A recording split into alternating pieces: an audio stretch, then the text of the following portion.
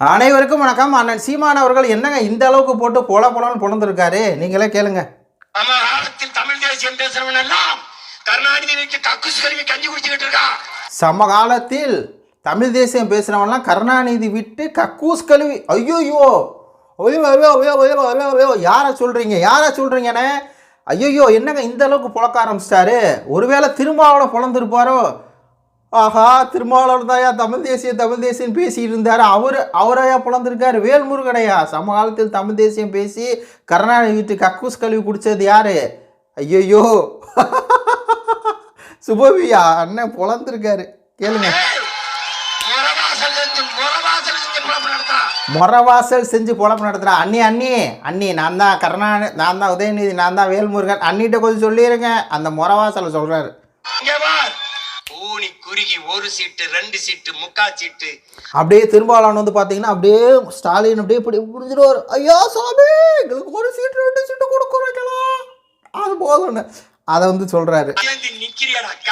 நிக்கிறியாடா மானங்கட்டவனை, ஐயோ கையேந்து நிற்கிறியாடா மானங்கட்டவனே அப்படின்னு சொல்லி ஒட்டு மொத்தமாக வந்து பார்த்தீங்கன்னா ஒட்டு திண்ணைகளை போட்டு பொலன்னு பொழந்திருக்கார். 2-3 நாளாகவே இந்த வீடியோ வந்து சுற்றிட்டு இருக்குது. எப்படா பேசினாருன்னு பார்த்தா அண்ணன் இப்போ செந்தூரில் செந்தமிழ் அப்படின்னு சொல்லி அந்த விஷயம் இருந்துச்சு இல்லையா, திருச்செந்தூர் போய் போராட்டம் பண்ணார்ல, அதில் சரியான ஒரு அடிங்க. இந்த திருட்டு கூட்டம், இந்த ஒட்டு தின்ன கூட்டத்துக்குலாம் தமிழ் தேசியம் பேசிட்டு கருணாநிதி வீட்டு கக்கூசை கழுவி குடிச்சிட்டாங்கன்னு அடுத்து வந்து சொல்கிறாரு.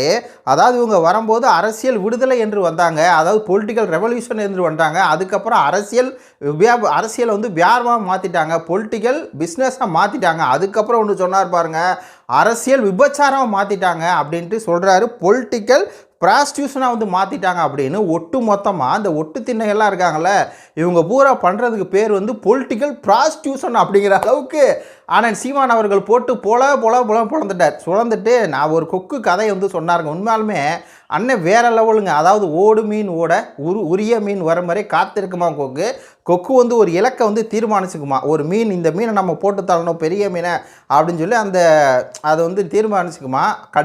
கொடும்போசி வந்தால் கூட அந்த சின்ன மீன்லாம் இருக்குது, அதை எடுத்து தின்னு தற்காலிக பசிக்காக தின்றலாம் அப்படின்னு சொல்லி அது தோணாதான். தற்காலிகமாக அந்த பசிக்க இது பண்ணாமல் அந்த உரிய மீன் வரும் வரை காத்திருந்து அடிக்குமா கொக்கு.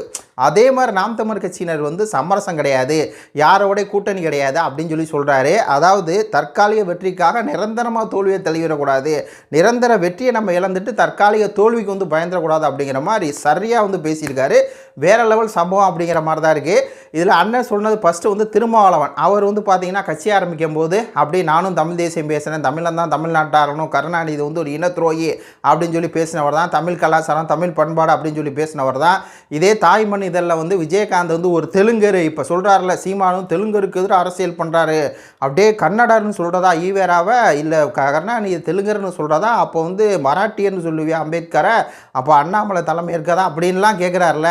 ஆனால் இதே தாய்மண் இதழில் இவங்க என்ன எழுதியிருக்காங்க அப்படின்னா விஜயகாந்த் பச்சை தெலுங்கர் அப்படின்னு எழுதியிருக்காங்க. அது மட்டும் இல்லாமல் ஈவேரா வந்து பகுப்பாய்வு பண்ணணும், ஈவேரா வந்து பார்த்திங்கன்னா தலித்துகளுக்கு எதிராக அவங்க பாஷையில் சொல்லணும் அப்படின்னா ஆதித்தமிழருக்கு எதிராக வந்து எழுதியிருக்கார் ஈவேரா.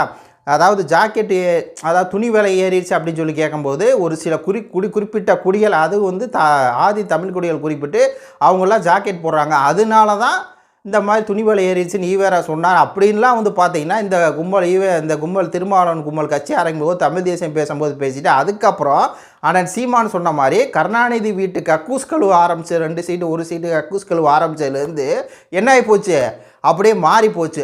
சீமா நீ வந்து எதிரி என்று யாரை கட்டமைக்கிற, கன்னடா தெலுங்கர் மலையாளி என்று எதிரி கட்டமைக்கிற, அவங்க எதிரி கிடையாது, நம்ம எதிரி வந்து அம்பானி அதானி, அவங்க தான் தமிழ் தேசியத்தை எதிரி அப்படின்னு சொல்லி இப்படி வந்து பேசுகிறாருல. அது மட்டும் இல்லாமல் அந்த திருமாவோட அந்த ஒரு சீட்டுக்காக அவர் எப்படி பேசுகிறாரு பாருங்கள். தமிழ் தேசியம் அப்படிங்கிறது சீமான் பேசுகிற தமிழ் தேசியம் தனித்தமிழ்நாடு கேட்குறதா, இல்லை மாநில சுயாட்சியா, இல்லை இந்திய சட்டத்துக்கு உட்பட்ட மாநில கட்சியா அப்படின்னு சொல்லி கேட்குறாரு. நம்ம வந்து அரசியல் ரீதியாக தானே போயிட்டுருக்கோம், இதில் என்ன டவுட்டு, நம்ம தனித்தமிழ்நாடு கேட்கவே இல்லை, மாநில சுயாட்சி நம்ம கேட்கல, நம்ம இந்திய அரசியல் அமைப்பு சட்டம் இருக்குல்ல அதில் வந்து ஒரு தேர்தல் நடக்குது, அந்த தேர்தல் நின்று நாங்கள் முதலமைச்சராக நின்று தமிழ்நாட்டை ஆளுவோம், அவ்வளோதான் சிம்பிள். ஆனால் இப்படிலாம் பேசினார்ல திருமாவளவன், அதாவது சீமான் வந்து இப்போ கல் அப்படின்னா அது போதை இதெல்லாம் பேசுகிறார்ல, இதெல்லாம் எதனால் பேசுகிறார் அப்படின்னா அந்த ஒத்த சீட்டுக்கு 2 சீட்டுக்கு. அப்போ இவர் யார், தமிழ் தேசியம் பேசிக்கொண்டு கருணாநிதி வீட்டுக்கு கக்கூஸ் கழுவி முறவாசல் சென்று பிழைப்பு நடத்தவர் அப்படிங்கிறது கரெக்டாக வருதா? ரைட்டு. அடுத்து வந்து பார்த்திங்கன்னா நம்மளுடைய இவர் வைகோ அவர் வந்து பார்த்தீங்கன்னா அவர் வந்து ரொம்ப சீரியஸாக பேசுவார். தமிழக தலைவரா நீங்கள் பச்சை துரோகி, தன்னஞ்செறிவது பொய்த்தப்பின் தன்னஞ்சே தன்னை சுடும் அப்படின்னு சொல்லி பேசுகிறார். நீங்கள் ஒரு பாவம் செஞ்சுருங்க, அந்த பாவத்துக்கு உங்களுக்கு தண்டனை கிடைக்காம இருந்தால் கூட உங்கள் மனசே உங்களை கொன்றும் அப்படிங்கிற அளவுக்கு வீர ஆவேசமாக பேசினார் இந்த வைகோ 2016 வரை. அதுக்கு மேலே யாரை வந்து இன துரோகி, யாரை வந்து பச்சை துரோகி, யாரை வந்து அயோக்கியன் துரோகி அப்படின்னு சொன்னாரோ அவர்கிட்டே போய் கூட்டணி வச்சு வெக்கமான சூடு சொல்கிறேன் எதுவுமே இல்லாமல் அண்ணன் சீமான் சொல்கிற மாதிரி அரசியல் சமகாலத்தை தமிழ் தேசிய பேசிட்டு அப்படியே வந்து முறவாசல் நடத்த ஆரம்பிச்சிட்டாரு நம்ம வைகோ அவர்கள். அதே மாதிரி தான் அண்ணன் வேல்முருகன் அவர்கள் கூட இப்போ பேசுனது கூட தமிழ் பண்பாடு, தமிழ் கலாச்சாரம், தமிழ் அப்படின்னு சொல்லி பேசுவார். பேசிட்டு வேல்முருகன் அண்ணே அப்படின்னு சொல்லி அது கொஞ்சம் கூட கூச்ச நாச்சமே இல்லாமல் அதுக்கப்புறம் அண்ணின்னு சொன்னீங்களேன்னு கேட்டதுக்கு நான் வந்து துர்கா ஸ்டாலின் அவர்களை தான் அண்ணே என்று சொன்னேன் இன்ன வரையும். அப்படி வந்து பார்த்தீங்கன்னா அப்படி வந்து உருட்டிக்கிட்டு இப்படி நாம் தமிழர் கட்சியை வந்து பார்த்தீங்கன்னா அழிக்கிறதுக்கு திராவிடத்தோடு சேர்ந்துக்கிட்டு அந்த ஒட்டு தின்ன பசங்க ஒரு 2-3 பேர் ஜெயிச்ச பாண்டியன் அந்த கும்பல் அதெல்லாம் வந்து தமிழ் தேசியம் 10 வருஷம் பேசி அண்ணன் சீமான் கூடவே ஜெயிச்ச பாண்டியன் இருந்துட்டு அண்ணன் சீமானுக்கு வந்து துரோகம் செஞ்சுட்டு இப்போ சொல்கிறார் ஜெயிச்ச பாண்டியன். அதாவது சீமான் வந்து திராவிடத்தை பங்காளிங்கிறாரு, ஆரியத்தை பகையாளிங்கிறாரு. அப்போ பகையாளியை விற்றா பங்காளி திராவிடத்தோட கூட்டணி சேரணும் அப்படின்லாம் சொல்லிட்டு சொன்ன இந்த வெக்கங்கிட்ட இந்த ஜெயிச்ச பாண்டியன் முன்னாடி தமிழ் தேசியம் அப்படின்னு சொல்லி பேசினவர் பெரியார் முதல்ல பேசினதே பெரியார் ஒரு மண்ணே இல்லை அப்படின்னு பேசினதே இந்த ஜெயிச்ச பாண்டியன் தான். அதாவது மதுரை பேருந்து நிலையத்துக்கு பெரியார் பேரை வந்து வைக்கக்கூடாது, வைக்கிற மாதிரி இருந்தால் அதுக்கு வந்து முத்துராமலிங்க தேவர் பேரை வைக்கணும், இல்லைனா பாண்டிய மன்னர்கள் பேரை வைக்கணும் அப்படின்னு சொல்லி பேசினவர் தான் இந்த ஜெயிச்ச பாண்டியன். ஆனால் இப்போ வெக்கமான சூடு சொரணை எதுவுமே இல்லாமல் போய் அறிவாலயத்தில் கக்கூஸ் கழுவுறாருன்னு சொல்லலை அண்ணன் சொல்கிறாரு. கருணாநிதி வீட்டில் கக்கூஸ்களை இருக்கட்டும். அதே மாதிரி தான் இந்த சுபவீர பாண்டியன் போன்றவர். சுபவீர பாண்டியன்லாம் தமிழ் தேசியம் பேசினவர்.